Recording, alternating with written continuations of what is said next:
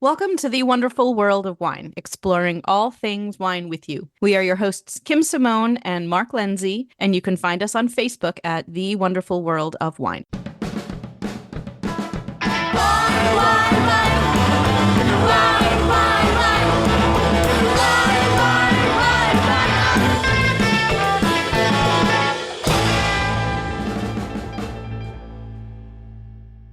Hello, everyone, and welcome to the wonderful world of wine. Always talking trending wine topics with you and with my co-host, Mark. How are you this week, Mark? Everything's great, Kim. How are you? I am well. And we have a special guest with us this week. We have David Glancy, who runs and owns the San Francisco Wine School on the other side of the country. And David has all sorts of wonderful wine letters after his name, including Master Sommelier and Certified Wine Educator and a whole bunch of other things. And we absolutely love speaking to other wine educators because that is one of the things that we have the most passion about. So it's really wonderful to talk to somebody from the other coast. How are you today, David? I'm good. Thanks so much for having me on and letting the West Side represent. Yeah. Fun to be here and join you two. So we have a lot in common with David. We work with his wine school through our wine school, Commonwealth Wine School in Cambridge, Massachusetts. And Mark is actually a former student from one of David's programs. David, welcome to the show. It's always been an honor for me to have taken your classes and finally to meet you and talk. And hopefully our listeners will get to know you a lot better after this. All right. Yeah, looking forward to chatting. Let's So talk your some wine, yeah, so much wine. So your wine school has been in operation since 2011, I believe I read on your website. Yes, indeed. We have passed the 12-year mark. We celebrated that at our anniversary event back in early November. A long and winding road, but we're still standing. Can you give our listeners a little bit of information about your background, how you got into wine, what makes it special for you, and then ultimately why you started up a wine school? Sure. I don't know how quick a version I can do, but I started in restaurants. It's a loaded question. Yeah, really. I like to start with I was born a small black child. But that only works for people who watched Steve Martin back in the 70s. So I grew up on the East Coast, actually, in Washington, D.C., and started in restaurants at age 15. Knew straight away that's what I wanted to do, but bobbed and weaved a bit, rolling through independent restaurants in the kitchen, then hotel restaurants in the kitchen, then hotels in the rooms division, front desk management, back into food and beverage, back out of hotels into independent restaurants in the front of the house. Did that for many years through these various roles in hospitality. My last hotel gig, I was the opening restaurant manager, opening a new restaurant in Macau, China for the Mandarin Oriental Hotel Group. Came back to the US and was managing restaurants. And my very last job in restaurants, I was general manager of a large successful French bistro that is still running. They have celebrated their 20th year. I opened Left Bank in Menlo Park. And in 99, I started a wine consulting business. The idea for that was that I had trouble delegating the wine program to assistant managers. They just didn't take it on as fully as they should have. So I was consulting to restaurants, but also doing staff training, doing consumer classes, doing corporate events. And while I was doing that, I was recruited to teach at the California Culinary Academy in San Francisco. I needed more credentials to help elevate my game, make me more marketable, make me more knowledgeable. And while I was at CCA, which was part of Le Cordon Bleu, I passed the Society of Wine Educators CWE exam. And then 6 months later, I passed the Master Sommelier exam. They loved having me on to do that, but that caused me to get recruited to open a sommelier school for someone else at a school that's no longer in business, but it was the Professional Culinary Institute. And that was in the San Jose area. I ran that for 5 years. And during that process, I realized there were some warning signs. And I decided I was going to step on my own and create a wine school that addressed some of the shortcomings in that school. And so that was it, 2011. Launched San Francisco Wine School. It's been no turning back. and no rest. Yeah. Every time we talk to people who are in the wine industry or in the hospitality industry, we have this common theme that we see over and over and over again of sort of this winding path Yes. of one's career. And I always get asked the question, how did you get into wine? And it's like all of our stories are so different. And it's always so fascinating to me that we can be doing so many of the same things that we love, but get there in such completely different ways. Absolutely. And it's fun because one thing that I'm sure you've heard something like this, but it's sort of the worst thing to ask an educator, how can I do what you've done, but Yeah. in half the time? So Like you it, got to it get dirty.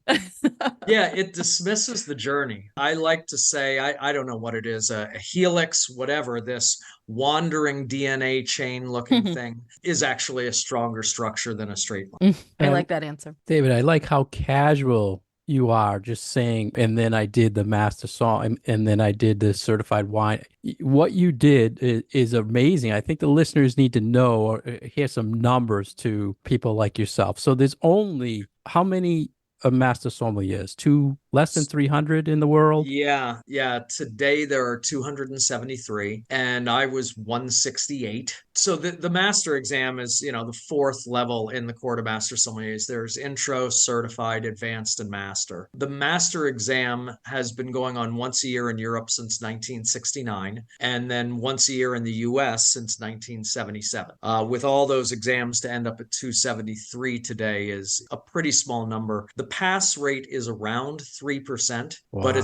it's really hard to lock that down. There are something like 18 or so, I don't know the exact number, I should, who have passed it on their first try. They call that the Krug Cup. And actually, there's something associated that is not an official thing called the Schlitz Cup. If you pass it all in 1 year, but so did someone else and you didn't score as highly. Wow. So I only know one person who's gotten the Schlitz Cup, but that's just a way to make fun of them. And to have both the Master Somm and a certified wine educator, how many people have that in the world? Yeah, I'm not one of the Krug Cups. I did not pass in my first try, but Master Sommelier and Certified Wine Educator, that combo, there are only 12 in the world. There is something better, Master Sommelier, Master of Wine. There are only 4 who have ever done that, and only 3 of whom are alive. But that is not in my immediate future. That is, I'll settle for the 1 in 12 club for now.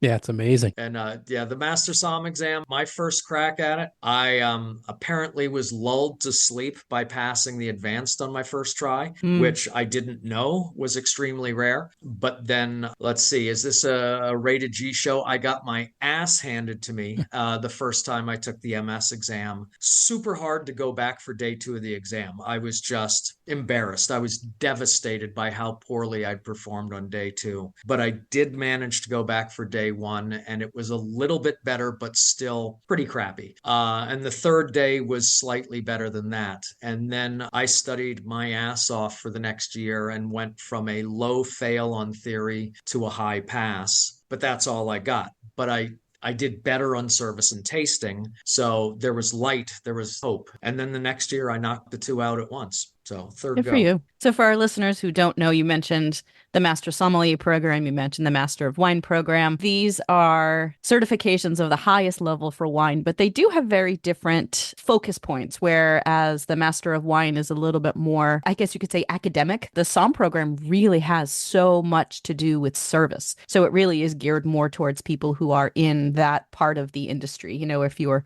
working in restaurants or you're working in hospitality. And so I think that that's one of the reasons why there isn't that much overlap, not only because they're just both so incredibly hard, but they really do have this professional focus as well. And I hear this all the time when I talk to people who are MSs and MWs, but I certainly wouldn't want to do both.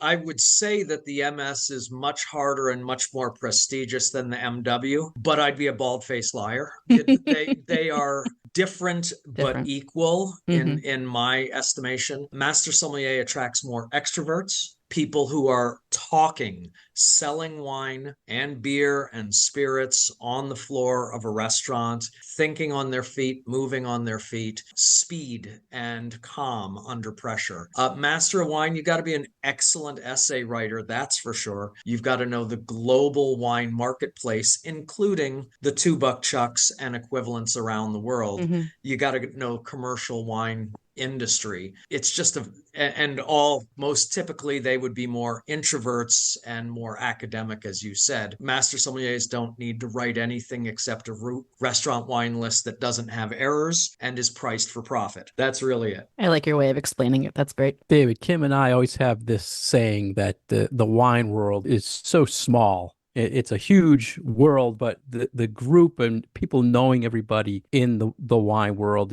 it's amazing how people connect. And we had talked that you had opened in 2011, I believe you said the wine school. Yeah. So in 2013, and that's how Kim and I met, we were taking all sorts of certification classes, and then I saw your California Wine Appellation Specialist class, which you still do. But I was saying to Kim earlier that I felt in 2013, when you did that online, it was really a trendsetter for classes in the wine world, because being as a retailer, I needed that type of education where I could do it on my own pace online. And I thought your school was one of the first, other than, say, the Wine Scholar Guild, to offer things like that. And I really appreciated all you did for that. Yeah, thank you. I know it was back in the first year, the end of the first year in business in 2011, that one of our instructors at the time presented the idea that there was no one doing a California educational program. There was no one doing a California credential exam anywhere in the industry. And I dug into that through the googly research and found there was absolutely no one. And then I did all the writing of the program and launched it. And there's been no turning back. It has been quite successful, to the point now that I think it was 6 years ago, Southern Wine and Spirits, the largest distributor in the country, started using the program for their Northern California sales staff. Last year, they rolled it out to Southern California, then they rolled it out nationwide. So that's really exciting, especially since Southern is bigger now that they are Southern Glazers. They really committed to the education of their sales force. And it's been really fun seeing how many people through their organization we've put through the program. And that must be really gratifying for you, for a program that you created, because your school does different programs, some of them that have been created by other organizations, and then a lot of your very own content. So you do have this nice balance of the classes that you offer and the certifications that you offer, of either things that you have done yourself or other programs that people can get involved with for professional certifications. Thank you for that. We've got a lot of different models. When I started the school, it was just Wine Scholar Guild's French Wine Scholar. Basically, it was for a quick launch. And there was a lot of impetus for starting the school that, if you want the dirty laundry. So while I was at Professional Culinary Institute, I was actually opening an ill-fated school for them in Florida before I went back to shut it down. But while I was on my last trip, I got news that the CEO of Professional Culinary Institute was a fugitive from justice, and he had gone on the run. Oh, wow. Ended up doing some jail time. But then a white knight came in to rescue the school from themselves. French Culinary Institute in New York bought the school, rebranded it, and then the California location ended up going out of business, and then another company, ICE, came in and bought them. Anyway, that's their evolution. But I knew I wanted to start a new school, one that was not just about sommeliers, was all relevant credentials under one roof. Mm-hmm. And I was approached by the Wine Scholar Guild, and they said, we are terminating our APP, approved program provider in San Francisco. It's yours if you want it. You just have to pass the test. And so I said, I'll take it. And they connected me with two instructors who already had the credential. And so I started the school with them teaching while I filed LLC documents, built a website, and quickly spent a couple weeks studying for the French Wine Scholar exam, and then passed it. So that was it. And then created a sommelier program. and then the California program,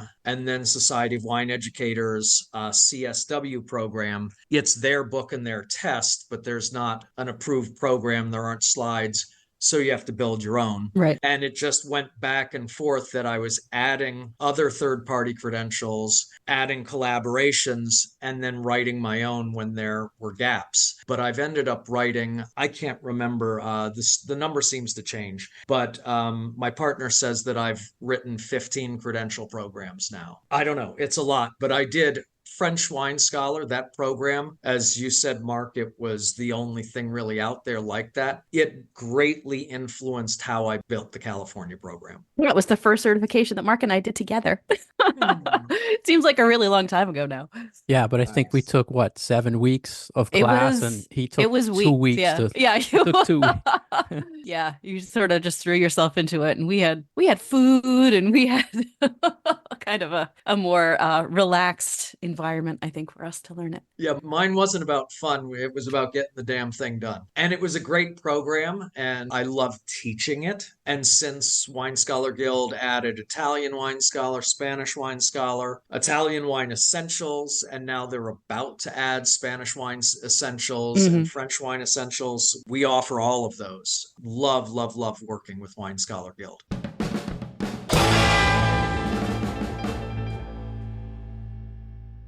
You're listening to The Wonderful World of Wine, and we are your hosts, Mark Lindsay and Kim Simone, exploring all things wine with you. For more information about Kim, you can find her at commonwealthwineschool.com. For more information about myself, you can go to franklinliquors.com. For more information about today's guest, David Glancy, you can go to sanfranciscowineschool.com. We are a program that is supported by Franklin Public Radio. You can find all our past episodes on SoundCloud and iTunes, and you can find us on Facebook at The Wonderful World of Wine. We're talking with David Glancy of the San Francisco Wine School. And David, I just want to follow up. You were talking about the Wine Scholar Guild and all the programs they run, and Kim and I have gone through them all. I have to ask you, what do you think about these specific classes that focus on one region?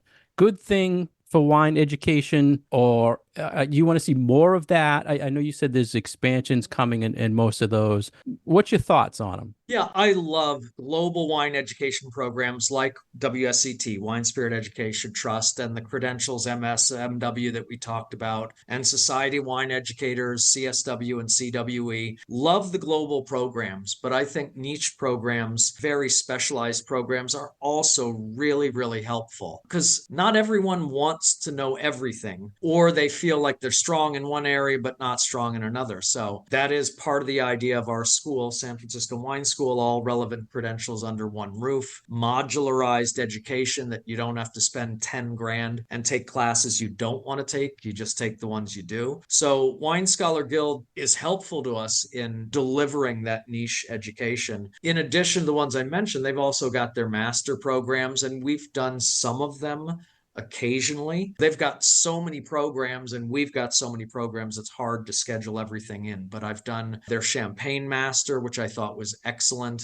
Burgundy Master. I don't even remember how many they have. I keep bugging them to do an Italian wine, a more in-depth, like region by region specific, like they do Champagne and Burgundy. I think in Italy, they can break it down so much more as well. So I keep begging them for that. I keep bugging them like I bug you, David, for more classes. Nice, nice. Yeah, I do think, I mean, if nothing else, Piemonte and Toscana, if they did master programs on those, that could be interesting, or even more specific to just do Barolo and Barbaresco, just really dive into those two, the most popular ones. And we've created more niche programs as well, following the model of California Wine Appellation Specialist. We've got Northwest Wine Appellation Specialist. So it doesn't roll off the tongue as well because we say we have QAS, but we have QAS and we have NWAS. I don't know. It's not as good.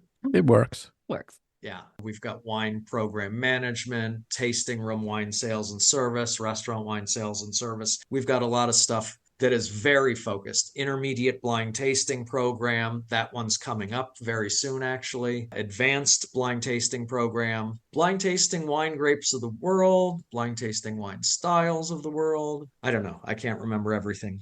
It's nice that you have this spin on your classes. So many of them are focused on, it's almost like career training for people who are in hospitality or who are in restaurants, and teaching them the skills that will make them better at their jobs, in addition to kind of, what we consider the fun wine stuff. So that's something that I feel like is unique to your school that you don't see in too many other places, where you've got this like professional development for people who are in restaurants and hospitality. Yeah, and we do a lot of trade events as well that trade associations come in and sponsor it. So it ends up being free for the trade. So we've got a list. Oh, I can't remember what it's called, but basically approved trade list. And they get notified every time something's come out, and they don't have to go through the approval process because we've already approved them in the past. So that's popular with people. But we're about 50-50 consumer and trade now. It's been interesting how that has evolved. Yeah. Yeah, we are too, actually. So it's probably a good balance to be at, where you've got a little bit for the trade, but then you also have this robust program for people who are just interested in learning about wine. And, like Mark mentioned back at the beginning of the show, he found you because you do these hybrid programs where he can be here in Massachusetts and you're out there in California, but he can still participate and still do the program. So that's really, I feel like, something that makes your school have value too, is that you can do it from wherever. Yeah, and that's changed with the pandemic, which, is its own kettle of fish. What almost killed us made us stronger, I guess, Nietzsche. But looking at it, when Mark did it, it was in a learning management system, an LMS, sort of self-paced, but they're online assignments, and you've got cohorts in the class that you're communicating with. And we've done that with two of our programs, CWAS and CSW. But with the pandemic, at that point, we were about 5% online, and we've got a 4,000 square foot education center here near San Francisco Airport, and we were shut down. We couldn't occupy our space. Yeah. So we went to pure online like everyone else did, and we tried GoToMeeting for 1 week and then switched to Zoom. We started with the classes were discounted, and we provided wine lists, and people would buy their own wine or do it without wine. And then we started partnering with Wine.com and found that every state had a different inventory. Yep. And so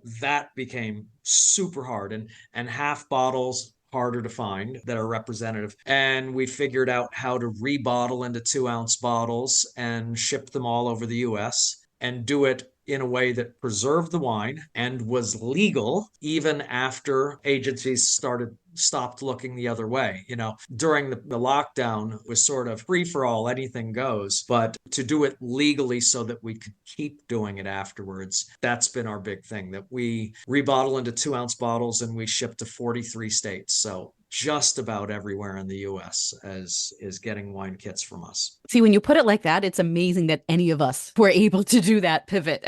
We're able to make our businesses survive through it and get out the other side and learn from it and do all of these different things after the pandemic, because we had to deal with a lot of the same problems. Yeah, we changed bottle vendors. We went through about 10 different bottle vendors, and wow. There were crazy shortages all of a sudden, and I'm trying to order 10 cases of bottles through Amazon, not the best price, and showing 4 weeks for delivery. I change it to 5 cases, it's still 4 weeks. I change it to 2 cases, it's 2 days. And so then I'm using multiple people's accounts and doing all of these 2-case orders and getting it delivered to different addresses, and then the things we had to do, huh? it nearly killed us. But then coming back in person, there were a lot of people who didn't want to come back in person. So we couldn't stop the online. Plus, we suddenly had reached a global market. So we do have international students, but they're not getting wine. We can't ship to them. It became such a big part of the business. And then trying to teach the same class to people in the room and online. Tried doing that through a laptop, and one of our most loyal students bailed out of class 10 minutes into the class. And so he said, okay, this isn't going to work. We need AV. And we did disaster relief loan. We borrowed everything we could to build out 2 Zoom hybrid studio classrooms. And it was just nuts, and changing box vendors, changing who we shipped through, and getting licenses for more and more states to ship to. Yeah, it's changing COVID policies every 2 weeks. It was nuts.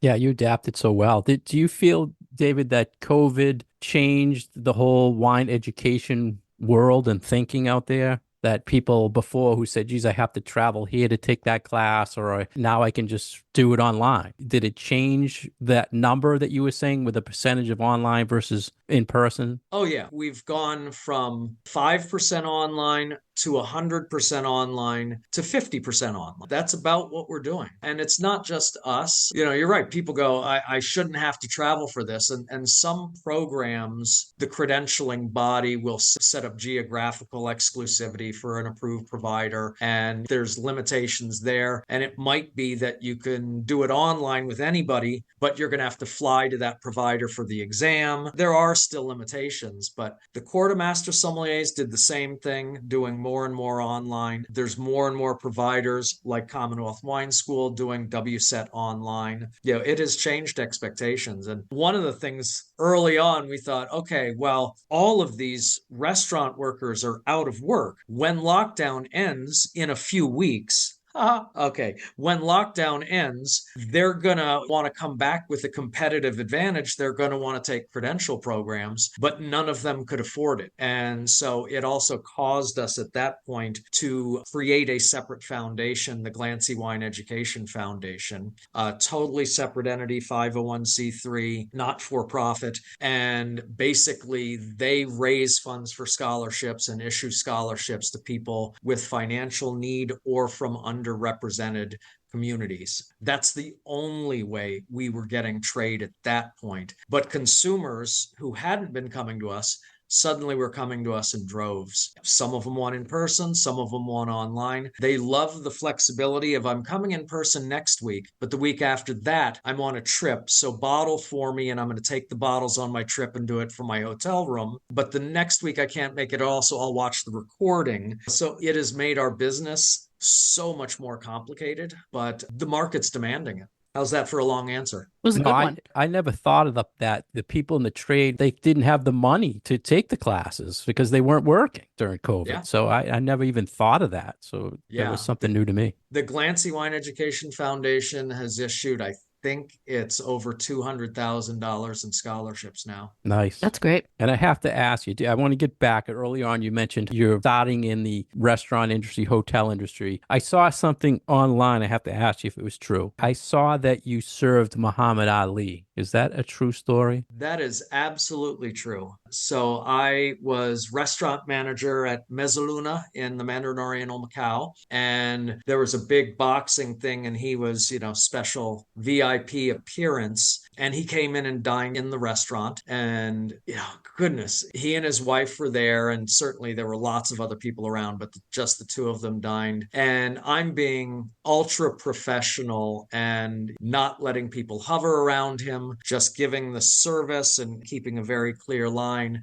And then he wasn't speaking at this point. He could barely speak at this point, but he gestured to a cameraman and gestured to me that he wanted to take a picture with me. Wow. And I was just, my heart was beating out of my chest. And then he's putting up his fists, Doing the thing. Yeah. but he's got a rascal look in his eyes. And I'm just saying to him, please don't hit me.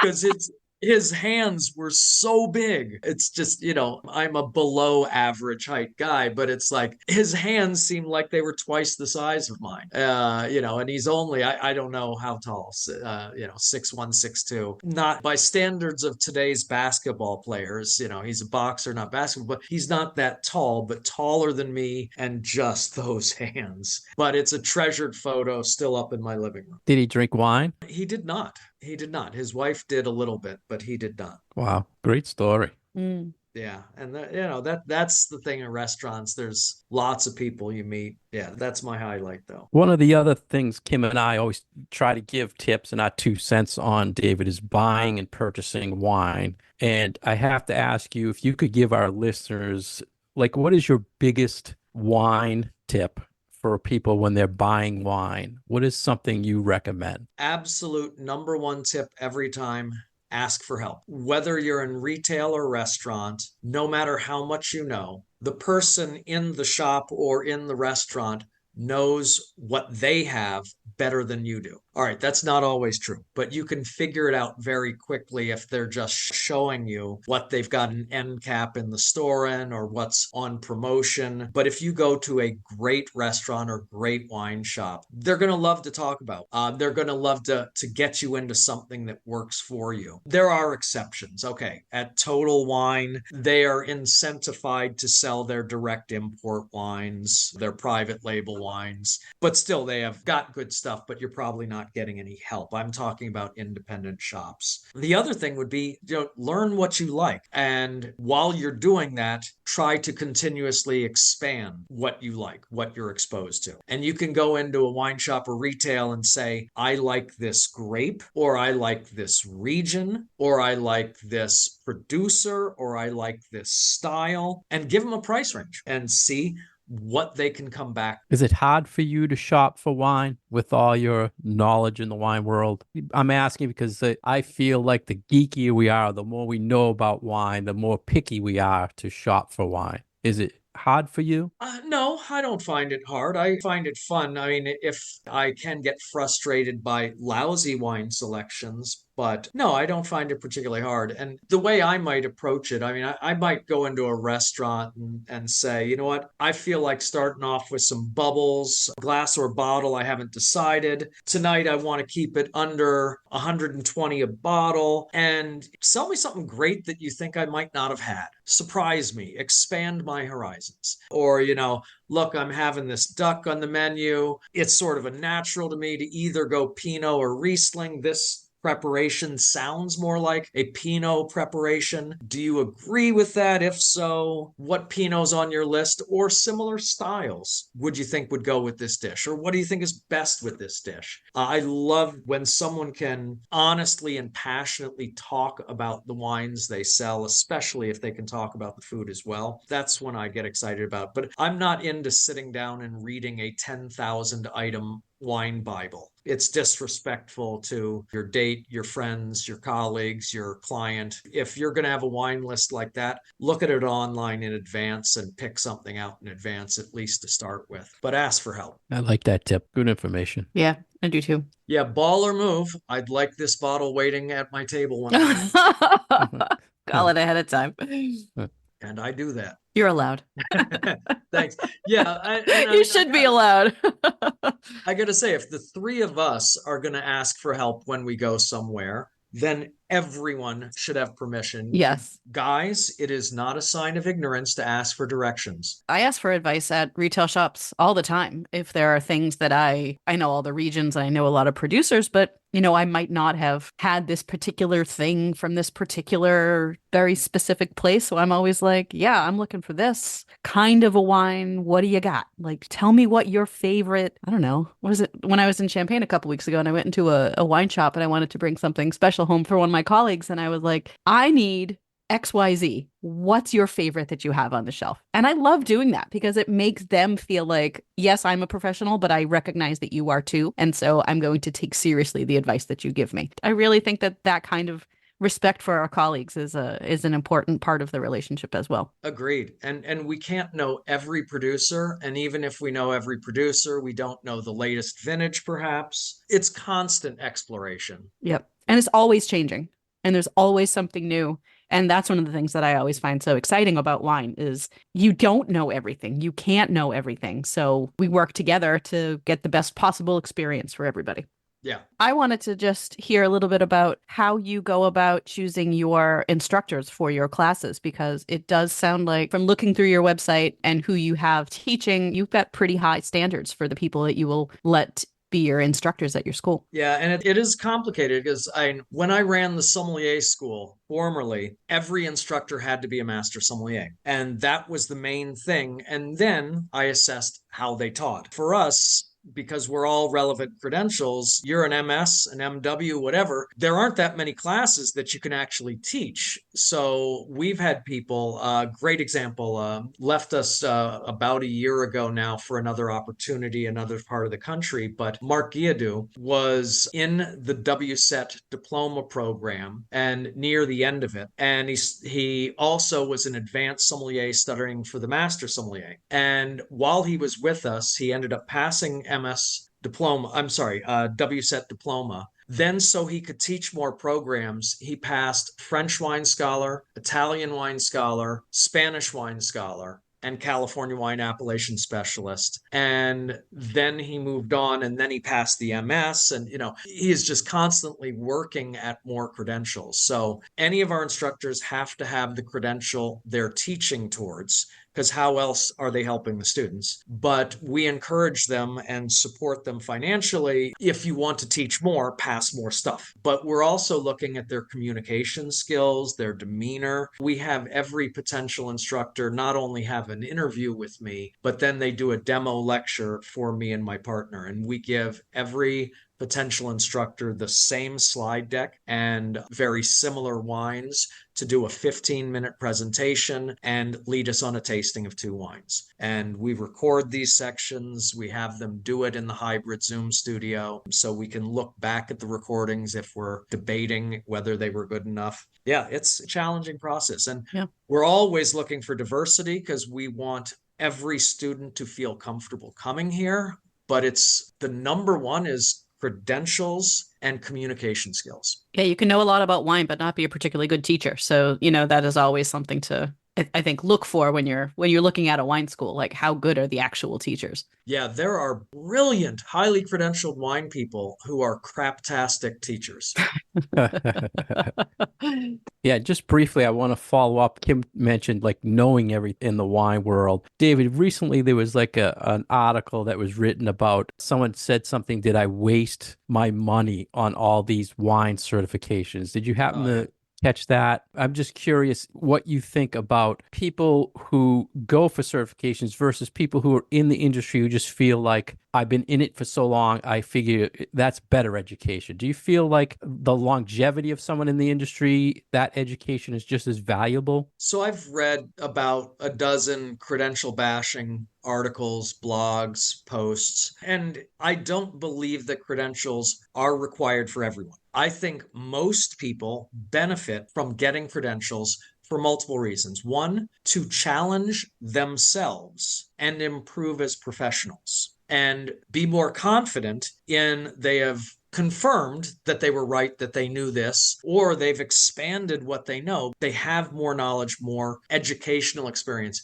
Two, they've got something on paper. They've got a credential that makes them more marketable on their resume. It's nice to have a backup plan. You never know if the business you're in is going to go out of business and you're going to have to look for a job. So being marketable. Now, if you have been the US importer for wines from Bordeaux for the last 30 years, do you need to go take a Bordeaux class? Probably not. But does that mean you know all wine? Does that mean you know all French wine? You're a winemaker in Napa Valley and you've been making wine for 20, 30 years. Does that mean you know Santa Barbara really well? No. So I think there are a lot of people who think that experience matters more than the credentials. I think it's equal. I think we've got to look at credentials and book classroom learning as one thing, experience on the job, whether that's restaurants, winemaking, import, export, writing, whatever, experience with it. And the third piece I'd say is travel, getting your boots on the ground in wine regions. So I think all three are important, and we shouldn't be disrespecting any of those segments. And someone who doesn't need any credentials and their career is going great, good on them. Good for them. Most of us need a little help. Great. Thank you. I love that answer because Yeah. it kind of brings it all together, and different things are important to different people. But yeah, that kind of ties it up in a nice little bow. Absolutely. I'm working here in the Christmas wrap department. Well, we appreciate your time, David. Thank you very much for everything. It was an Yeah. honor to have you on the show great to have today. you on. Thank you. Would I have just like a minute or two to talk about just some of the recent things we've done and some Of of the Please. upcoming Yeah, things? absolutely. Go ahead. Yeah, I just got to say, I survived the last 2 weeks and just wanted to give a glimpse into why they were so hard yet rewarding to us. We did our 7th event with Wine Australia, and this was specifically Diversity of Wines of Victoria, Australia. And we had 100 people for this event, 70 online, 30 in the room with 11 wines. Yes, that means we made 70. We rebottled 700 wines. That was a couple days before Cirque du Soleil's cast came in for a private session. And so that was going on. And sorry, while Wine Victoria was going on, we also had another 79-person class at the same time, which was 30 people in one room, 40 people online. Later in the week, we had a dining in the dark, which was a 3-course table served, actually, sorry, 4-course served meal to the Entrepreneurs Organization and wines with every course. So pairing involved, but they put on blackout goggles basically at the second course. So we did it all, them in the dark, but us able to see. That was challenging with a class in the other room. Coming up into the next week or so, we've got a private champagne client, one-on-one training that wants 8 hours of training going deep, deep, deep into champagne without slides. They just want to know everything about tasting wine and figuring out why they like what they like. Wow. So that is custom curation of wines and material, starting off with becoming an ambassador for Grandes Pagos de España, running off on a fun trip, Death March to see every region of Spain, but then coming back and doing those Grandes Pagos de España programs. We're doing our tasting room wine sales and service in San Luis Obispo in a couple of weeks. And that is a joint venture between Slow Coast Wines, Paso Robles Wines, and Santa Barbara Wines. So we're doing it down there in Edna Valley, going back to them a couple weeks later in Paso for Paso Best, which is business excellence service training that this will be our 3rd year in a row doing. Next week, I will be one of the keynotes at World of Pinot Noir doing the Grand Cruise of California. And then we're leading a cruise, which is 5 countries in 12 days. And I'm organizing a bunch of onshore and onboard seminars, tastings, excursions. We're just so busy, we don't know which way is up. That's amazing. And I Yeah, hope absolutely. the listeners can find all that on David's website, sanfranciscowineschool.com. And I don't know how you find time to sleep or drink wine, David, with all going on in your world. Yes, I do need more bubbles in my life, though, I will say. But Don't we all? Well, thank you again, David. An honor to have you on the show. Thanks so much, Mark and Kim. Is great chatting with you, and love to see you in the New England states or in San Francisco or Spain or wherever we might cross paths again. Hopefully, we Indeed. can clink glasses next time.